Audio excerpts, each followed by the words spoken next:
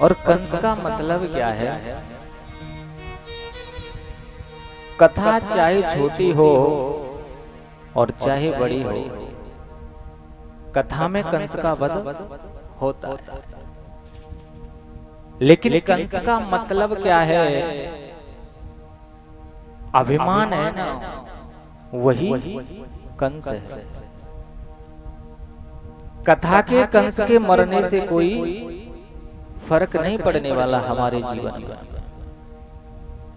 लेकिन जब तक हमारा अभिमान रूपी कंस नहीं मरेगा,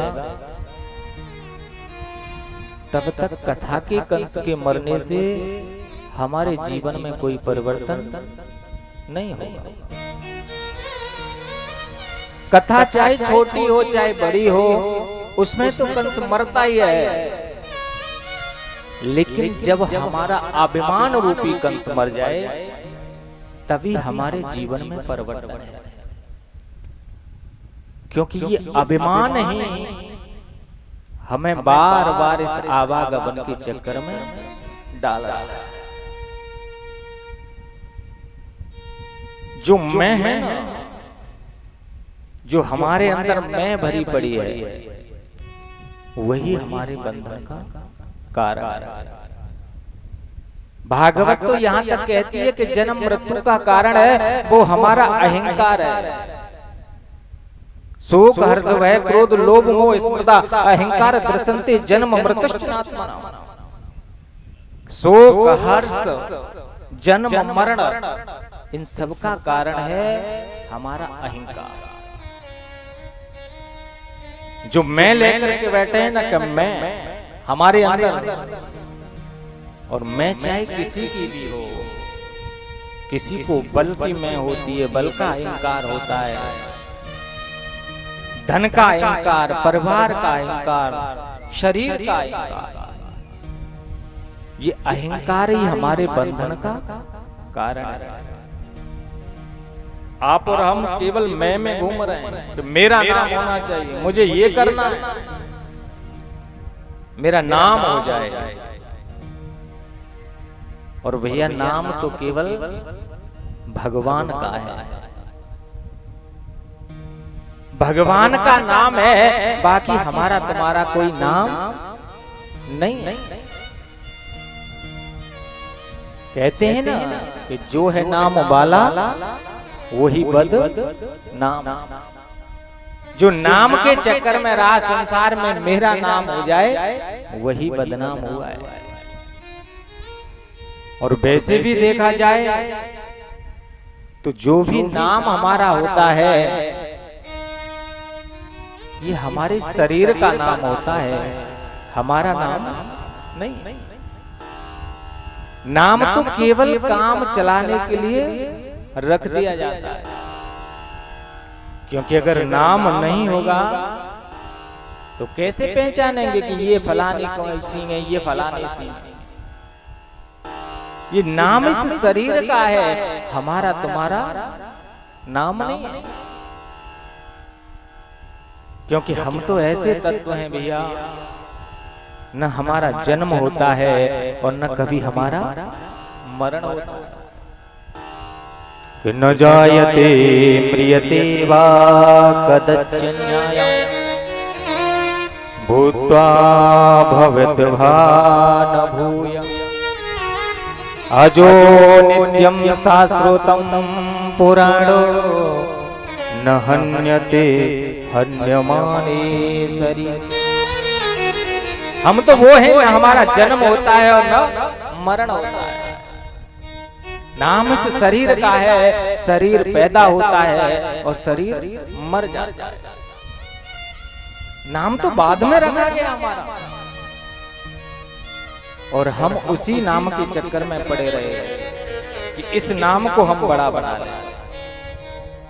लेकिन नाम तो केवल काम चलाने के लिए है। ऐसे समझो, एक बार एक पढ़ी लिखी किसी लड़की की शादी एक व्यक्ति से हो गई,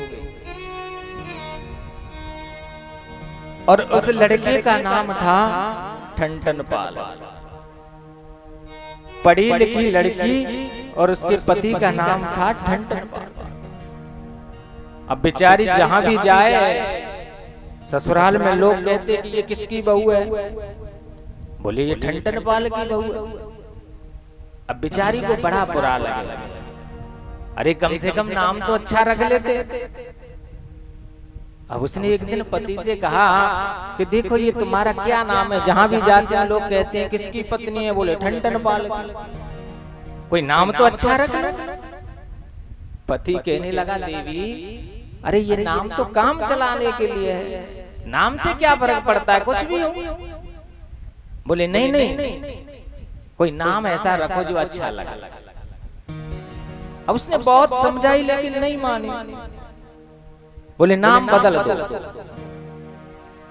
अब वो बोला कि देवी अगर जो तुम्हें अच्छा लगे वही नाम रख दो।